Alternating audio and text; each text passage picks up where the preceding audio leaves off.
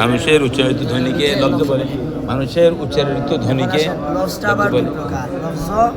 দীপকার, লব্জ দীপকার, লব্জ দীপকার, লব্জ দীপকার, মৌজু মহমাল, মৌজু মহমাল, মৌজু মহমাল। মৌজু কাকে বলে? এটা মৌজু বলা হয় যে শব্দের অর্থ আছে, যে শব্দের অর্থ আছে, অর্থবোধক শব্দকে মৌজু বলে। আর উচ্চারণ তো আপনি পারেন, এই যে শব্দটা মূলত মাউদু, আর এটা উচ্চারণে মাউজু, মানে ভুল প্রসিদ্ধ হয়ে গেছে। আপনি মাউদু বলবেন। অর্থবোধক শব্দকে মাউজু বলে, মাউদু বলে। অর্থবোধক শব্দকে মাউজু বলে, অর্থবোধক শব্দকে মাউজু বলে, অর্থবোধক শব্দকে মাউজু বলে, অর্থবোধক শব্দকে মাউজু বলে। মুহমাল মানে অর্থহীন, যেটার কোনো অর্থ নাই। মানুষ কত কিছু বলে না যেটার অর্থ আছে, অনেক কিছুর অর্থ নাই, এটাকে কি বলে? মুহমাল। অর্থহীন শব্দকে মুহমাল বলে। অর্থহীন শব্দকে মুহমাল বলে, অর্থহীন শব্দকে মুহমাল বলে, অর্থহীন শব্দকে মুহমাল বলে, অর্থহীন শব্দকে মুহমাল বলে, অর্থবোধক শব্দকে মাউজু বলে, মাউজু বলে। অর্থবোধক শব্দকে মাউজু বলে, অর্থবোধক শব্দকে মাউজু বলে, অর্থবোধক শব্দকে মাউজু বলে, অর্থবোধক শব্দকে মাউজু বলে, অর্থহীন শব্দকে মুহমাল বলে, অর্থহীন শব্দকে মুহমাল বলে।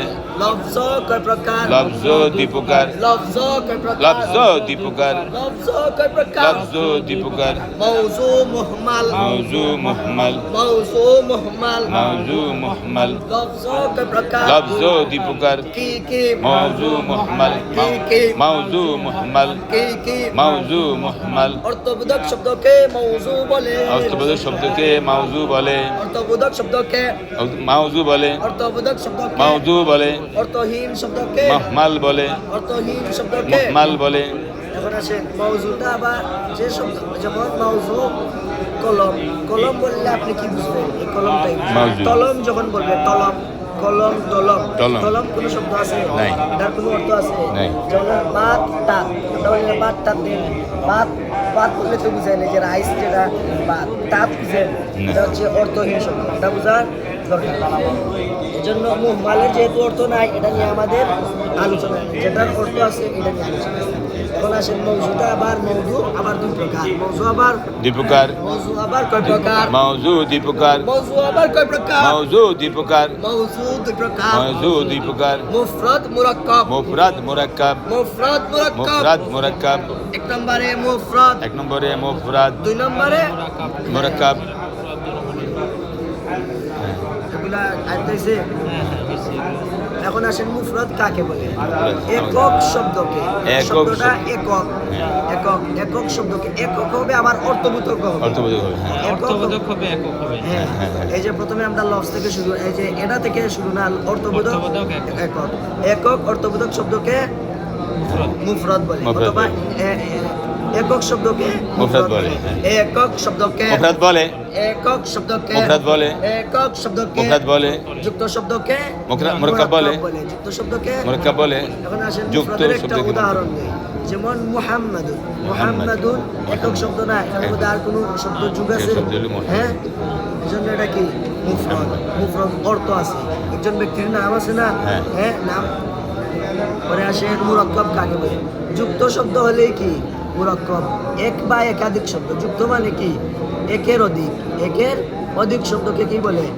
মুরাক্কাব বলে, আরবিতে মুরাক্কাব বলে। একের অধিক শব্দ বলতে কি মানে? একাধিক, দুইটা থেকে নিয়ে, মানে একসাথে যুক্ত থাকতে হবে হ্যাঁ, নাকি? একসাথে একসাথে যুক্ত থাকতে হবে। মোহাম্মদ রাসূল। যেমন মোহাম্মদ রাসূলুল্লাহ, মোহাম্মদ একটা শব্দ, রাসূল একটা শব্দ, আল্লাহ তিনটা তো আলাদা আলাদা হিসাব করলে তো প্রত্যেকটা মুফরদ। না না, আলাদা হিসাব না, আপনাকে বুঝাচ্ছি। এই একটা শব্দ, একটা যুক্ত। শব্দ, এই একটা শব্দ, মুহাম্মাদুর তিনটা যুক্ত রাসূলুল্লাহ, হয়েছে না? হ্যাঁ, হ্যাঁ। তিনটা একত্রে যুক্ত হয়েছে না, এই জন্য হ্যাঁ। এটা কি মুরাক্কাব। এই তিনটাকে একসাথে যুক্ত হয়ে একটা শব্দ হ্যাঁ, হয়েছে। হ্যাঁ, একটা হ্যাঁ, বাক্য হয়েছে, একটা বাক্য হয়েছে। একটা বাক্য হয়েছে, তিনটা শব্দ মিলিয়ে একটা বাক্য হয়েছে, এর জন্য এটা কি মুরাক্কাব। আচ্ছা, একক শব্দ মুফরদ, একক শব্দ। যুক্ত যুক্ত হলে মুরাক্কাব, একাধিক শব্দ হলে সেটা দুইটা হইতে পারে, অনেক হইতে পারে। দুইটা থেকে নিয়ে একবারে হ্যাঁ। 2 লক্ষ হইতে পারে। তাহলে একটা বাক্য কি মুরাক্কাব? হ্যাঁ, একটা বাক্য মুরাক্কাব। আর আর একটা শব্দ মুরাক্কাব। হ্যাঁ। আর কয়েকটা শব্দ মিলিয়া একটা মুরাক্কাব হয়। এই যেমন মুহাম্মদ একটা শব্দ, মুফরদ শব্দ, রাসূল একটা মুফরদ শব্দ আলাদাভাবে, আল্লাহ আল্লাহ শব্দটা এককভাবে একটা মুফরদ শব্দ, তিনটা মিলিয়া কি হয়েছে মুরাক্কাব হয়েছে, একটা বাক্য হয়েছে না। এই জন্য এখানে যুক্ত শব্দ হলে মুরাক্কাব লেখছে, কষ্ট করে যুক্ত শব্দ হলে, মুরাক্কাব, যুক্ত শব্দ হলে, মুরাক্কাব, যুক্ত শব্দ হলে, মুরাক্কাব, একক শব্দ হলে, মুফরাদ, একক শব্দ হলে, মুফরাদ, যুক্ত শব্দ হলে, মুরাক্কাব, মুফরদ আবার তিন প্রকার।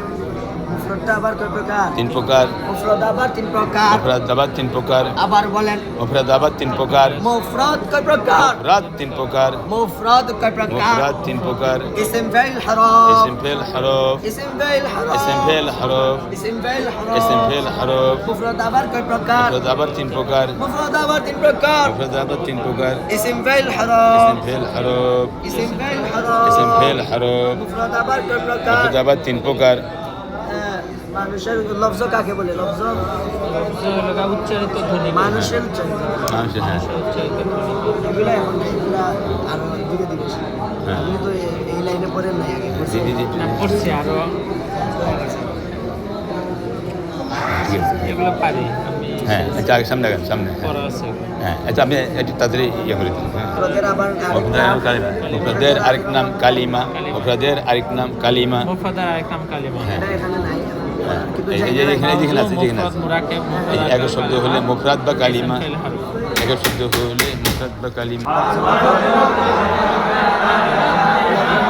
তিন প্রকার, লফজ মুফরাদ 3 প্রকার, লফজ মুফরাদ 3 প্রকার, লফজ মুফরদ তিন প্রকার। লফজ মুফরাদ 3 প্রকার। ইসম ফাইল হরফ, ইসম ফেল হরফ, ইসম ফাইল হরফ, ফেল হরফ।